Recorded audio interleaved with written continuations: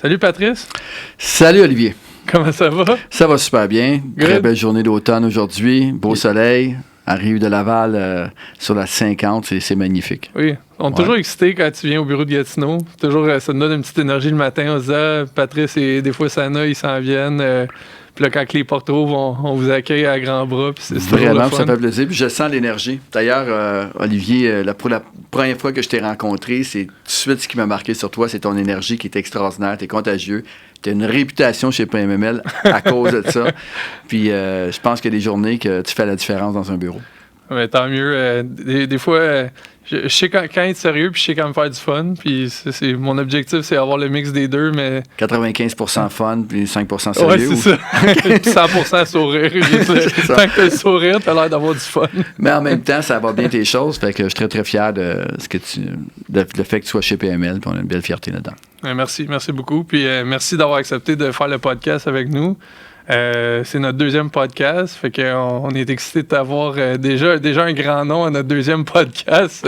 C'est super, merci d'être là. Oui, ça fait plaisir parce que, pour Olivier, pour ceux qui me suivent, là, puis je vais peut-être poster ça sur mon réseau aussi, Olivier Payne, courtier immobilier commercial, travaille avec Benoît Lorrain, qui est courtier commercial également chez PMML, au bureau de Gatineau. Fait que, puis vous avez vraiment en ce moment un beau succès.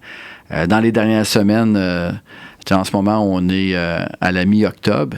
Et dans les dernières semaines, c'était incroyable les contrats que vous avez signés. Là. Ça va bien. Oui, on a atteint le plateau, puis là, on l'a surpassé, mais on a atteint le plateau de 100 millions en volume. Fait que ça, c'est un beau plateau pour nous d'avoir atteint ça. On est très fiers de ça, puis ça va bien. Fait que... Félicitations. Oui. On travaille fort, puis on se fait du fun au travers de ça, puis on garde le sourire. Même si les taux d'intérêt, ils sont trop hauts. Oui, c'est ça. Hein? Je sais pas si t'es comme moi, sois-tu avec le PMML, maintenant, on envoie les CMB à tous les jours via SMS. Puis, fait que ça rentre, on laisse les marchés réagir un petit peu, puis après ça, on regarde les CMS, puis on l'envoie aux alentours de 11h midi. Et puis, c'est super intéressant. C'est le fun, puis bon, t'as le pouls du monde immobilier au complet, en temps réel. Fait que hier, il était à 4,50. En tout cas, aujourd'hui, avant-hier, 4,50. Ils ont monté à 4,59 hier, les CMB.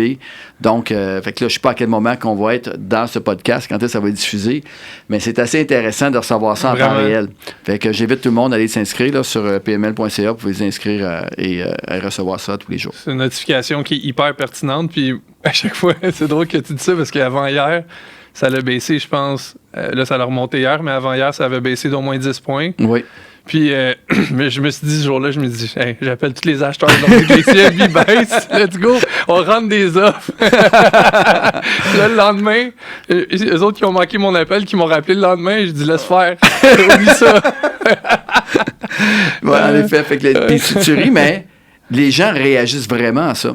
Puis, d'ailleurs, dans les dernières semaines, on voit chez PMML où est-ce que, en fait, dans le dernier un mois et demi, en fait depuis début septembre, les CMB ont commencé à monter. Puis le marché a vraiment réagi au niveau des transactions, a réagi rapidement. Et tu vois qu'il y a eu moins de vigueur dès que ça a monté de 20-30 points là, dans d'un mois et demi. Fait que les gens réagissent à ça. Je pense que le marché maintenant est rendu résilient à la montée des taux d'intérêt. Je pense que le marché a eu, je pense que c'est plus à la même période l'an passé. Là, présentement, on est en octobre. Et si on regarde les chiffres de PMML et du marché, l'an passé à la même date, c'est pas du tout la même chose. Puis c'est drôle parce qu'on a un tableau à l'interne qui nous demande des évaluations marchandes qu'on reçoit des propriétaires.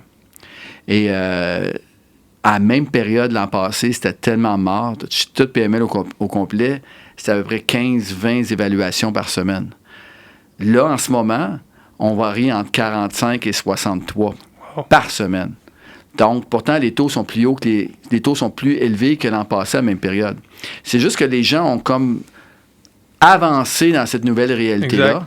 Puis aujourd'hui, ils font avec. Parce que l'an passé, c'était dans le fond, on peut dire une première fois là, pour n'importe qui investissait de 5 à 10 dernières années. C'est la première fois qu'il y avait un impact aussi grand. Puis là, tout le monde a arrêté, comme tu dis, ça a mis un gros stop. Mais là, cette année, les gens qui ont déjà vécu l'an passé ont fait comme, OK, comme on a déjà vécu cet impact-là l'an passé, il faut comme essayer de travailler avec si on veut continuer à être actif. Absolument. Puis c'est ça. Fait que les gens réagissent rapidement là-dessus. Fait que c'est pour ça que pour moi, je pense qu'il n'y a pas de bon ou mauvais moment. Il faut continuer à acheter. C'est sûr qu'avec des taux comme on a aujourd'hui, il faut vraiment bien acheter. Il faut vraiment se positionner comme il faut. Il faut acheter des immeubles où est-ce qu'on a du jus dedans. Mais la bonne nouvelle, en tout cas, on ne peut pas prédire l'avenir, mais j'espère qu'au renouvellement, que si j'achète un immeuble aujourd'hui, que dans 5 ans, ça va être plus bas. Exact. Ouais. Exact. C'est drôle, tantôt on parlait, petite parenthèse, mais j'aime ça des fois partir dans une autre direction, mais c'est parce que tantôt... Je m'attendais à ça avec toi, Oliver. C'est mon style. Mais on parlait des CMB, des taux d'intérêt, tout ça qui montent, puis... on parlait que, tu sais, oui, on a une belle business en ce moment et tout ça, mais ma plus grande fierté en tant que courtier immobilier commercial en ce moment, c'est le pourcentage de closing. Parce que, oui, il faut avoir des contrats, c'est sûr, dans notre business, mais, tu sais, closer une transaction aujourd'hui, c'est plus aussi facile que c'était avant qu'il ait commencé à avoir des grosses hausses. Puis ça, moi, pour moi, c'est vraiment ça qui me rend fier dans mon travail puis qui démontre l'expertise qu'on a. C'est quand on est capable de closer des deals. Puis ça, c'est quelque chose qui est extrêmement important parce qu'en bout de ligne, c'est ça qui rapporte pour, oui, le courtier, mais aussi pour le vendeur et acheteur. Mais tu vois, tantôt, je parlais de résilience dans le marché. Puis, le marché, ce qui est arrivé en 2022, puis début 2023, là, ça comme fin, en fait, ouais, 2022, début 2023, là, ce que ça l'a fait au marché, c'est, premièrement, ça a tassé tout le monde qui n'était pas prêt à jouer dans cette game-là.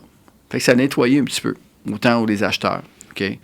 Des vendeurs qui s'asseyaient aussi, qui finalement, ben, se sont tassés de là. Ça ne donne plus rien de m'asseyer. Les gens n'achèteront pas au prix que je veux. Mais là, tu parlais de toi, de ta fierté en tant que courtier de closer. Puis, également, en tant que courtier, ça nous a sorti de notre zone de confort. Ça nous a sorti du pilote automatique. Ça nous a obligés à devenir meilleurs. Ça nous a obligés à écouter et réagir dans une transaction au jour le jour. Parce que quand tu commençais une transaction en 2022 à 3 de taux d'intérêt, puis quand tu arrives au closing, tu es à 3,75, c'est plus la même transaction au niveau pour l'acheteur, c'est plus les mêmes financements. Tout a changé. Donc, ça nous a vraiment poussé à devenir meilleurs.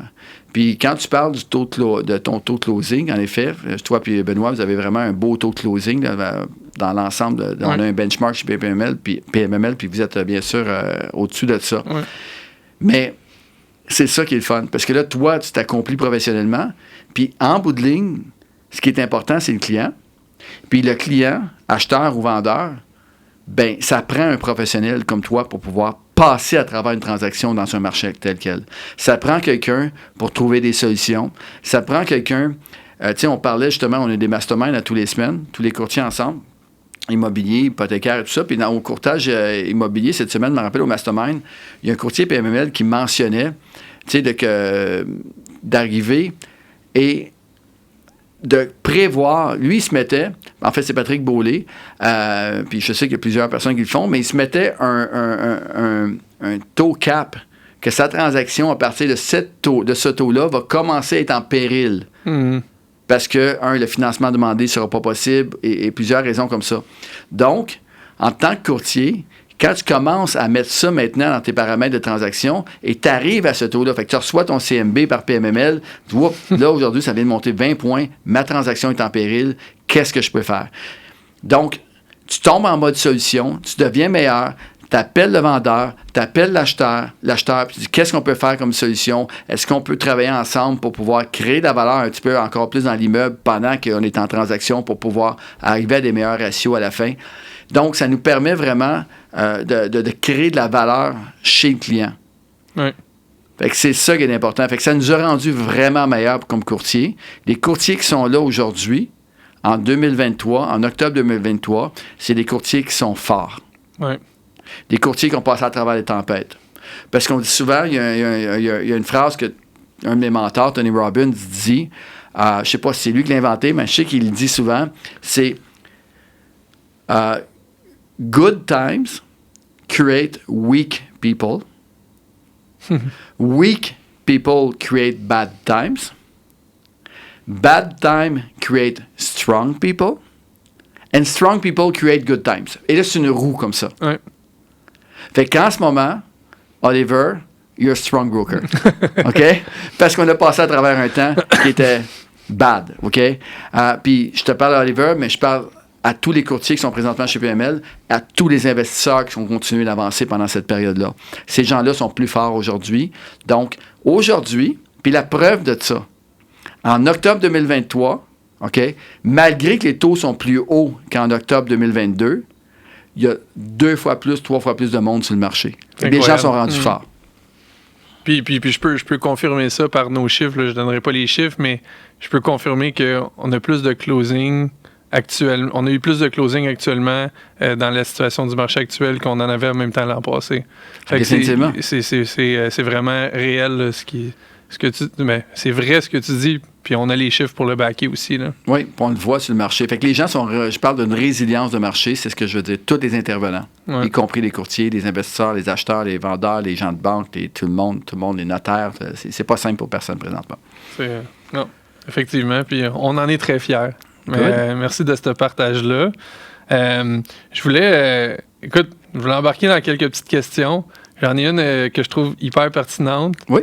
Je vais commencer avec celle-là parce qu'elle m'intéresse énormément. Pas que les autres ne m'intéressent pas, mais j'ai hâte de t'entendre là-dessus. PMML, on a les fameux beaux cadres dans notre bureau Power, Money, Mindset, Leverage. Power, Money, Mindset, je pense que tout le monde peut se faire une idée dans l'immobilier, dans la business, dans l'entrepreneuriat en général, comme having power, money and a good mindset. C'est des choses qui sont, on peut dire, comme on dit dans le bon anglais, straightforward, puis on peut les comprendre. Puis je trouve que leverage, c'est un mot intéressant et important. Puis je voulais t'entendre parler sur ce mot-là. Comment que tu vois ce mot-là dans ta business aujourd'hui? Puis où est-ce que tu en es rendu, là, justement? Wow, bonne question. Je ne m'attendais pas à cette question-là. Elle est intéressante. Premièrement, je suis content que tu dises power, money, mindset, leverage. OK? Parce qu'au départ, PMML, c'était Patrice Ménard Multilogement. Oui. Puis l'objectif avec quand on a rebrandé pour PMML était de sortir Patrice Ménard du nom, comme ça, de laisser le spot sur les courtiers immobiliers de l'équipe. Et deuxième, multilogement, on voulait sortir le mot multilogement de l'entreprise exactement parce qu'on a commencé à ce moment-là à faire du commercial industriel du bureau. Puis je sais que toi puis Benoît, vous êtes vraiment actifs dans le commercial dans la région de Gatineau. Fait que c'est bon, ben ça, c'est mission accomplie. Et, puis en passant, je l'ai pas posé cette question-là parce que j'espère que tout le monde écoute les autres podcasts de Patrice parce que je sais que cette question-là a été très bien répondue dans un podcast de Samuel Lapointe. Exactement. Mais, fait que ça a été fait. OK? Puis mission accomplie. Puis aujourd'hui, que tu me parles de PML pour Power, Money, Mindset, Leverage, ben c'est exactement ça qui représente PML. Si on va dans ta question par rapport à leverage, ben pourquoi le mot leverage? Parce que PMML, c'est une culture d'entreprise, de collaboration qui amène un levier à tous les courtiers de l'entreprise. Que tu sois courtier immobilier, que tu sois courtier hypothécaire ou évaluateur agréé, le fait de travailler dans cette collaboration, ensemble, tout le monde, dans une même direction, chacun a sa mission à travers une transaction. Et le fait que tout le monde travaille ensemble amène un levier de connaissance. Okay? Le levier de connaissance par rapport à tous les mindsets. Il y a 5 jours semaine, on a des mindsets chez PMML. Des masterminds, excusez. 5 jours semaine. Donc, où est-ce qu'on expose un problème, puis on règle ça ensemble.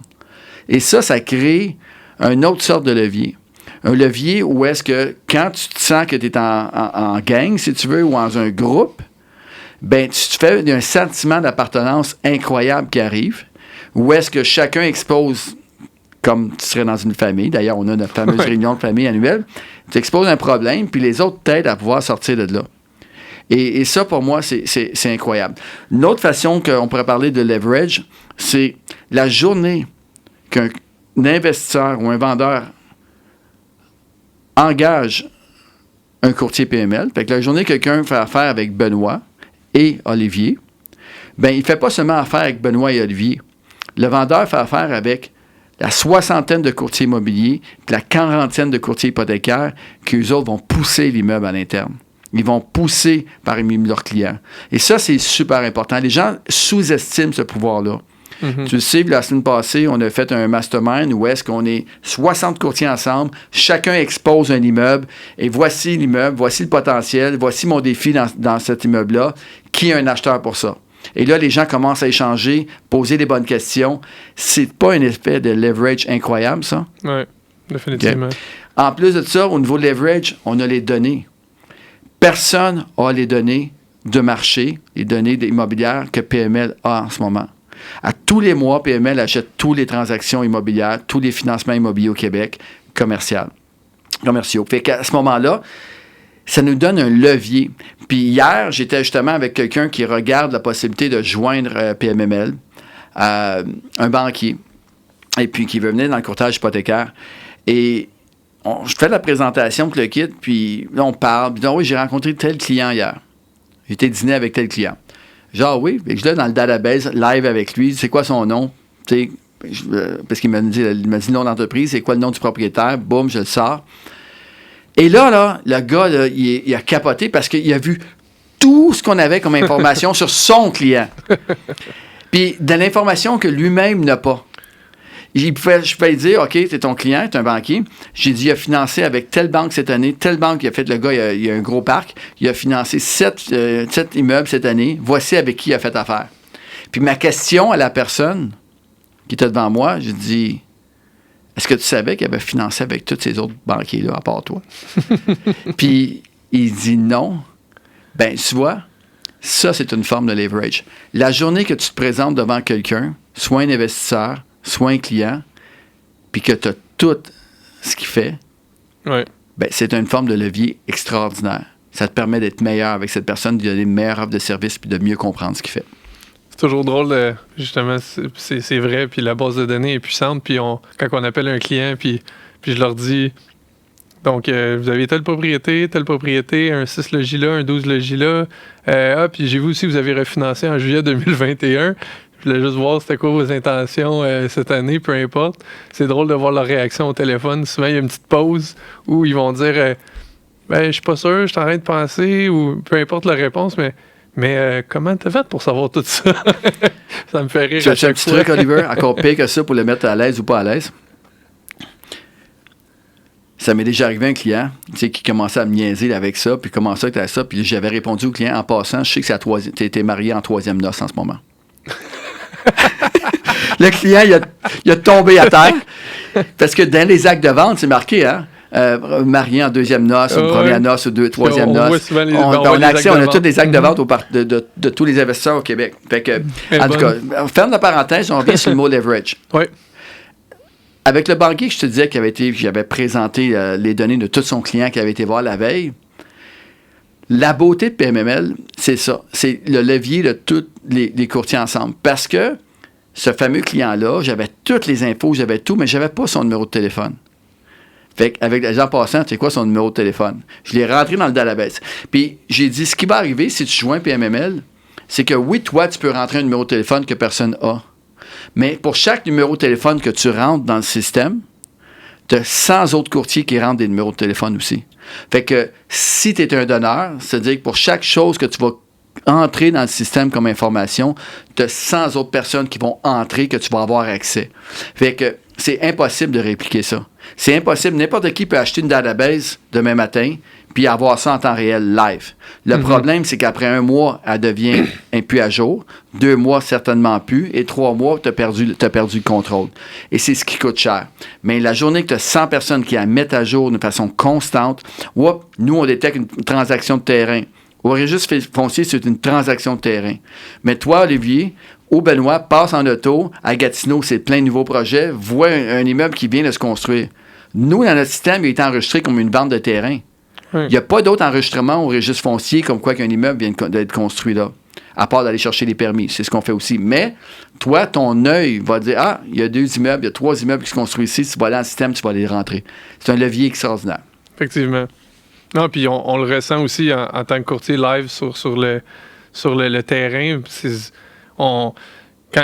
J'ai toujours l'impression que je suis plusieurs étapes en avant de n'importe qui d'autre parce que justement, l'effet levier que nous, on utilise sur le terrain, c'est que j'ai tellement de situations partout au Québec, pas juste entre moi et Benoît à Gatineau, mais partout au Québec de d'autres courtiers immobiliers ou hypothécaires que moi, je peux expliquer à des clients. Puis quand j'explique ces exemples-là qu'on a vécu, que notre famille a vécu, comme qu'on le dit bien, c'est un effet. Les gens, c'est comme si j'avais, au lieu de faire, je sais pas, 50 transactions par année, j'ai l'impression d'en faire 200-300. Bien, absolument. C'est ça l'effet levier, justement, pour un courtier sur le terrain. Là. L'effet levier, exactement. Fait que, je suis content que tu amènes la question de leverage. Je pense qu'on l'a bien développé, puis ça représente beaucoup ce qu'on fait. Puis bien sûr, tu as la culture de bien-être là-dedans aussi, que tout le monde ensemble. Tu sais, je m'en disais, comme je disais d'entrée de jeu tantôt, je m'en venais de Gatineau, de Laval ce matin, c'est la route, puis à 8h30, tous les vendredis, on a un mastermind mindset qu'on appelle, puis on passe comment devenir une meilleure version de soi-même, si tu veux. Puis c'est ça. Puis là, tu as 50 personnes en ligne qui échangent. En tout cas, c'est incroyable le levier d'être une équipe comme ça. J'en suis très fier. Comment que ce leverage-là, il peut... c'est quoi la vision de voir... On garde ce mot-là, là, parce que, bon, on sait, le système, la base de données est extrêmement puissante, puis dans le futur, je sais que tu as des plans futurs, tu es un visionnaire, mais comment tu peux utiliser... on peut utiliser l'effet de levier pour continuer à réussir dans le futur? Bon. Le mot plus sexy sur la planète en ce moment, c'est le AI, l'intelligence artificielle. Puis il faut vraiment faire la nuance de l'intelligence artificielle. L'intelligence artificielle, texto, là, c'est la journée que tu donnes une conscience à un ordinateur. Fait que pas grand monde qui a réussi à faire ça en ce moment. OK? Il y a des gens qui ont réussi à faire des algorithmes excessivement poussés où est-ce que l'ordinateur va être capable de agréger ces données-là et d'aller chercher certains patterns et donner certaines solutions. C'est ce qu'on appelle le AI en ce moment, dans le jargon. Okay? Ce que les gens vont dire AI, c'est surtout ça qui se passe. PMML, moi, j'aime bien parler du BI, Business Intelligence. En ce moment, PMML est excessivement fort dans le BI, dans l'intelligence d'affaires, en direction du AI.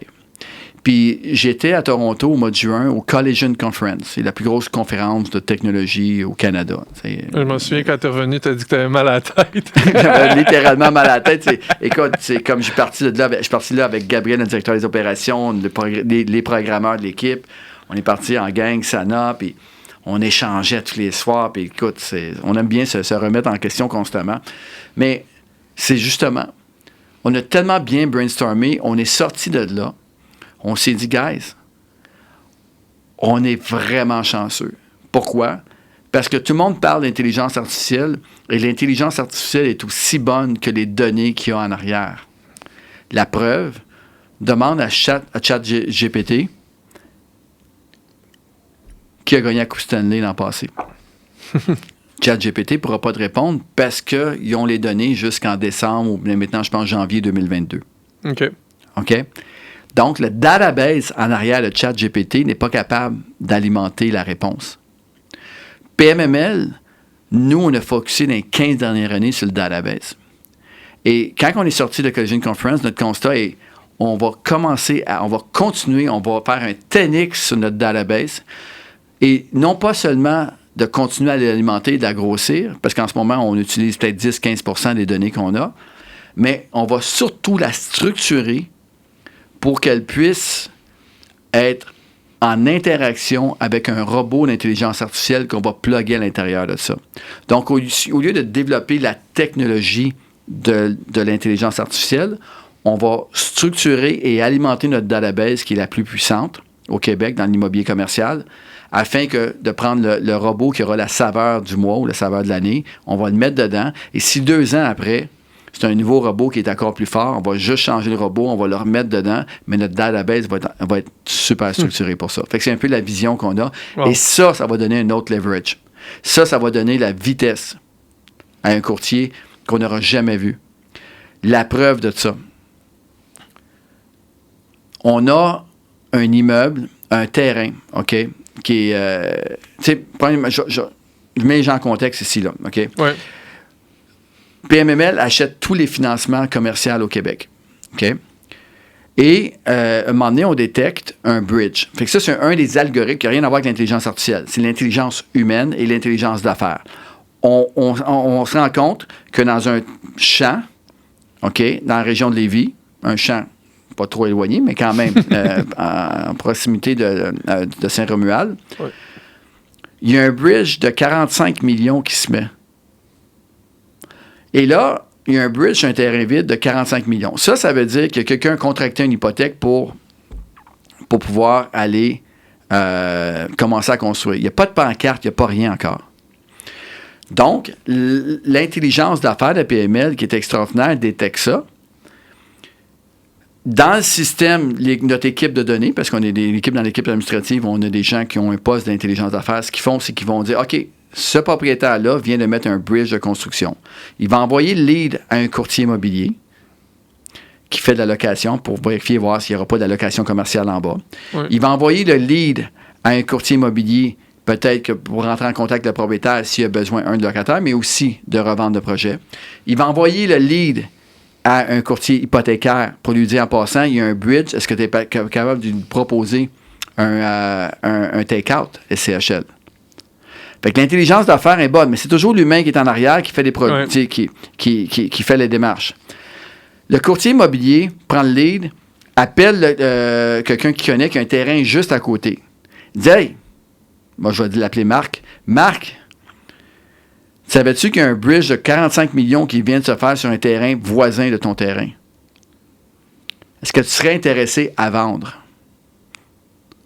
Parce que ton terrain vient prendre la valeur automatiquement. Ouais. Marc le rappelle le surlendemain. Il dit, hey, sais-tu quoi? Il dit, non, je ne suis pas vendeur, moi. Je serais plus acheteur. Si tu veux, on va appeler tous les propriétaires voisins ensemble, puis on va leur faire des offres. Fait que, tu vois, l'intelligence d'affaires était là. L'humain, qui est le courtier, était là. Ce qui manquait, c'est le AI. Pourquoi le AI? C'est qu'à travers notre database, le courtier aurait pu voir que le client avait refinancé pour 8 millions dans la même année et qui était très liquide. Exact. Au lieu de l'appeler pour lui dire veux-tu vendre, il aurait tout de suite fallu qu'il l'appelle. Hey, te refinancer pour 8 millions, on va faire une tournée ensemble, on va faire des offres partout à côté. Mais ça, l'information était là. L'humain était là. Ce qui manquait, c'est le robot en arrière pour aller plus vite et penser, parce que l'humain va toujours oublier de quoi. Et ça va donner, c'est l'un des meilleurs exemples que je peux donner pour le leverage que le AI va donner à ta business, Olivier. Incroyable. Ouais. C'est hyper puissant, hyper pertinent. Oui. Je suis content que tu l'as expliqué comme ça parce que souvent, tu sais, des fois, durant un appel téléphonique, on n'a pas tout le temps pour expliquer des choses comme ça. Des fois, ça va vite, on veut aller au point, mais je suis content qu'on va pouvoir voir ton explication puis que les gens vraiment comprennent c'est quoi la force de PMML, puis pourquoi qu'on est à un autre niveau, justement. Là. Absolument. Puis c'est tout début. Là. Mais ça, je pense que c'est un exemple concret que, tu sais, le AI ne remplacera pas, l'intelligence artificielle ne remplacera pas le courtier, ne remplacera pas l'investisseur, ou, tu sais, il ne remplacera pas, il n'y a rien qui va se faire remplacer par le AI. Ceux qui n'utiliseront pas le AI vont perdre leur place. On fait juste, dans le fond, c'est de l'utiliser à son avantage. C'est juste ça. Carrément. C'est juste ça. Ouais. Fait que c'est ça. L'intelligence artificielle ne prendra pas la place de personne, mais ceux qui ne l'utilisent pas seront plus en business, tout simplement. Vraiment super intéressant. Merci beaucoup. On manque un petit peu de temps parce que je vais passer tout de suite à mes petites... J'avais des petites questions drôles pour toi. Je vais en poser 2. Mais après ça, on va arrêter parce que Benoît, il va prendre le lead. Mais je voulais finir en riant un petit peu, puis j'étais juste curieux, mais je sais que t'es peut-être pas un gros golfeur. Je pense que t'aimes ça un petit peu. Mais si t'avais un foursome de rêve, tu jouerais avec qui? Les 3 autres? Premièrement, je jouerais avec Oliver Payne. Arrête. C'est la réponse que je voulais entendre, mais je pensais pas que t'allais le dire. Là. Premièrement, Oliver Payne. Son père. OK? Puis Benoît. OK. Parce que j'adore les humains, j'adore les gens, j'adore ce qui est vrai. Puis je sais que pour toi, tu as énormément de respect pour ton père. puis que ça me fait plaisir quand tu me comptes que tu s'en vas jouer. Puis en plus, sais-tu où que je voudrais la jouer? Où? Au St. Andrews. Wow! Ça, oui. Je retournerai là demain matin. En fait, je me suis promis que j'y retournerai un jour. Oui, puis c'est vraiment là que j'aimerais aller jouer avec toi. Puis non pas parce que j'aime le golf, OK? Mais juste pour te voir, le sourire, puis comment tu es heureux. Ouais. Puis à partir du moment que je te vois heureux, ben je carbure bien, puis c'est comme ça que je fonctionne dans la vie. Quelle réponse! Ouais. Puis je peux-tu te faire une petite confidence? Ouais, vas-y donc. J'ai été au St. Andrews l'an passé. Oui, c'est vrai. Puis j'ai pas été joué, je me suis juste promené. Je trouvais ça beau. Mais j'aime pas le golf, fait que mais c'est agréable. T'as pu te mettre dans les pieds d'un golfeur pendant quelques minutes ou heures. À part golfeur, il n'y a pas grand-chose qui m'intéresse. OK, puis dernière question rapidement. Ouais. Quelque chose de drôle à propos de Patrice Ménard. Quelque chose hors de la norme, là, hors du travail, comme quelque chose... Littéralement, je suis tellement un gars sérieux. Je pense que... C'est ça le but de ma question. Tu me demandes quelque chose de drôle à propos de moi. Je sais pas. Non? Faudrait que tu me le dises, Oliver, je m'attends à quelque chose. Le prochain podcast, je vais y penser. Prochain podcast, je vais arriver avec une réponse. Vraiment, je suis un gars qui est excessivement sérieux, qui prend constamment. Puis des fois, même, quand tu ne me connais pas, j'ai peut-être l'air un petit peu comme très... pas fermé, mais je pense qu'à partir des gens qui me connaissent, ça change. Mais j'aime bien le sourire aussi facile que tu peux l'avoir. Puis ça, c'est un atout que quand je te regarde, que j'apprécie beaucoup, parce que c'est quelque chose que je respecte beaucoup. Mais sais-tu quoi, Oliver? Quand je suis à côté de toi, mon sourire apparaît assez rapidement. Mais merci beaucoup, puis je vais passer à une réponse. Prochaine fois, on en reparle. Absolument. Okay. Merci de l'invitation. Merci beaucoup. Merci d'être ici aujourd'hui, puis d'être présent au podcast, puis à une autre fois peut-être. Merci, Oliver.